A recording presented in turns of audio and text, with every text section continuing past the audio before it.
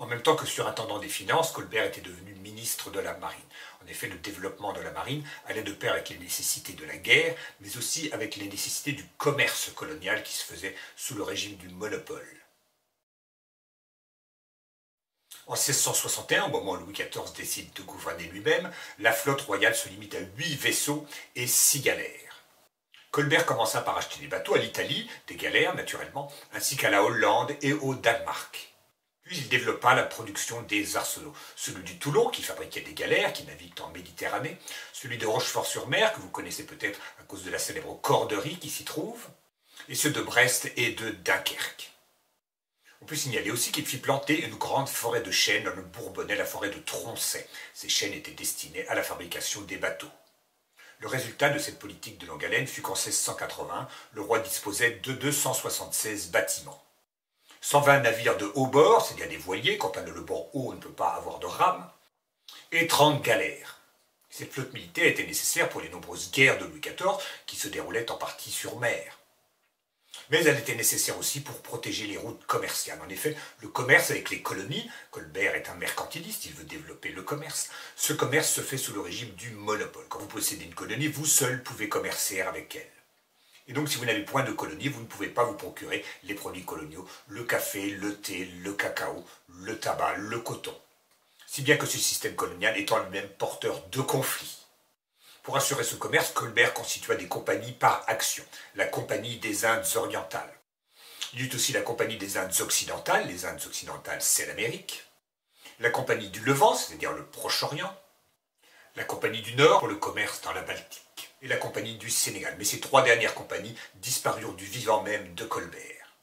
Les colonies françaises, à l'époque, sont dans les Antilles, l'île Saint-Christophe depuis 1625 et la Guadeloupe ainsi que la Martinique depuis 1635. Il y en a aussi dans l'océan Indien, l'île Bourbon, qu'on appelle aujourd'hui la Réunion depuis 1664, et puis l'île de France, qui est aujourd'hui l'île Maurice, qui sera acquise en 1715. Il y a aussi un comptoir en Inde qui est Pondichéry, qui est sur la route du Bengale et de l'Extrême-Orient. À l'époque, des relations sont nouées pour la première fois avec le royaume de Siam, qui enverra plusieurs fois des ambassadeurs à Versailles. Il faut citer aussi l'île de Gorée au large du Sénégal, qui sera une étape du commerce des esclaves. Mais la plus vaste des colonies françaises, c'est le Canada. Jacques Cartier est entré dans le golfe du Saint-Laurent en 1534 et Champlain avait fondé la ville de Québec en 1608. Cette colonie du Canada, qu'on appellera la Nouvelle-France, sera peuplée de milliers de paysans venus de l'ouest de la France. C'est pour ainsi dire la seule colonie de peuplement de la France. Cette Nouvelle-France est organisée comme l'ancienne France. Il y a un gouverneur nommé par le roi, notamment Buade de Frontenac, des intendants, dont l'un d'eux sera Jean Talon, et puis un évêque, notamment Montmorency-Laval, et enfin de nombreux religieux et religieuses, et notamment les Ursulines, dont la grande figure au Canada, c'est Mère Marie de l'Incarnation. Les Ursulines se chargent de l'éducation des filles. Les premiers arrivés au Canada étaient des marins, c'étaient des hommes. Ils se marièrent un petit peu au tout début avec des indiennes, mais en réalité ce fut assez rare. La plupart se marièrent avec celles qu'on appelait les filles du roi.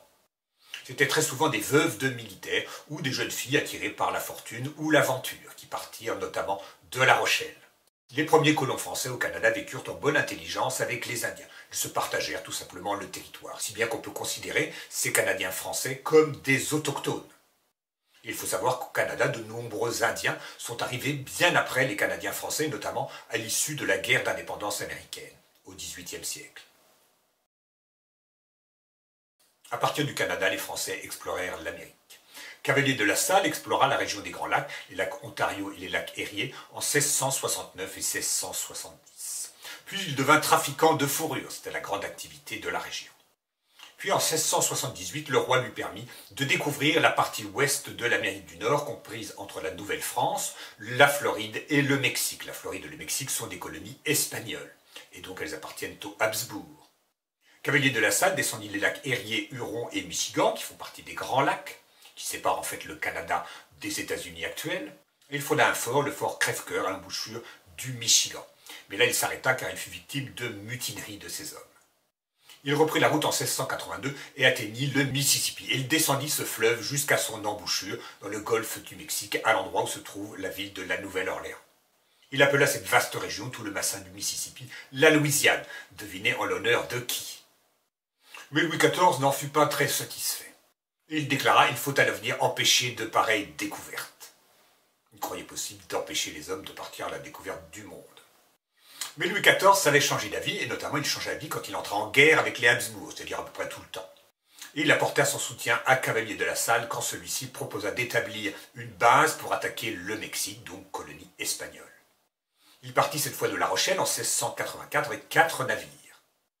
Il était décoré du titre de gouverneur de la Louisiane. Mais son expédition se heurta à 1000 difficultés. Non seulement les fièvres tropicales, mais aussi la discipline des hommes. Elle finit néanmoins par atteindre le Texas. Bravo, mais le Texas, c'est à 600 km de l'embouchure du Mississippi. Or, c'est cette embouchure que Cavalier de la Salle cherchait à retrouver. Au Texas, il fonda néanmoins un fort, le fort Saint-Louis, mais il fut quelque temps après victime d'une mutinerie de ses hommes, par qui il fut assassiné en 1687. Un autre explorateur célèbre de l'Amérique du Nord, c'est Louis Joliet, qui fut le premier explorateur à être né lui-même au Canada. Il partit, tout comme Cavalier de la Salle, des lacs Huron, Supérieur et Michigan, qui font partie des Grands Lacs, en 1673, en compagnie du père Marquette, qui était un jésuite. Il y eut beaucoup de jésuites en Amérique, ils étaient souvent missionnaires. Et leur expédition descendit le cours du Wisconsin jusqu'au Mississippi. Ils descendirent le Mississippi, et à l'embouchure de l'Iowa, ils furent bien accueillis par des Indiens qui étaient les Illinois. De ce fait, le père Marquette décida de fonder une mission pour ces Indiens. Mais il mourut dès 1675. Joliet reprit son voyage et il franchit le cours de la Chicago et parvint au confluent de l'Ohio et du Missouri. Mais à cet endroit, il rencontra d'autres Indiens qui, cette fois, s'avérèrent hostiles. Si bien qu'il arrêta son voyage à 700 km de l'embouchure du Mississippi. Mais plus tard, à la demande du gouverneur Buade de Frontenac, il gagna la baie d'Hudson en 1679. Et en 1694, il explora encore la côte du Labrador. Cette Louisiane englobe tout le bassin du Mississippi. C'est une immense région qui s'étend en arrière des 13 colonies anglaises d'Amérique. Mais toute cette région fut perdue par la France à l'issue du traité de Paris qui conclut la guerre de 7 ans en 1763. Les Anglais conservèrent la rive gauche du Mississippi et attribuèrent la rive droite à l'Espagne. Toute la rive gauche du Mississippi revint aux États-Unis à l'issue de la guerre d'indépendance. Les Anglais l'attribuèrent aux 13 colonies devenues indépendantes car ils pensaient que celles-ci s'en empareraient de toute façon. Quant à la rive droite, elle fut restituée par l'Espagne à la France en 1795. Et quelques années plus tard, le premier consul, Bonaparte, en 1803, vendit cette Louisiane aux États-Unis. Cela paraît bien triste, mais en réalité, cette Louisiane était tombée en déshérence. Les Espagnols ne s'y étaient pas intéressés. Et en réalité, si Bonaparte ne l'avait pas vendue aux États-Unis, il y a fort à parier que ceux-ci s'en seraient emparés de toute façon.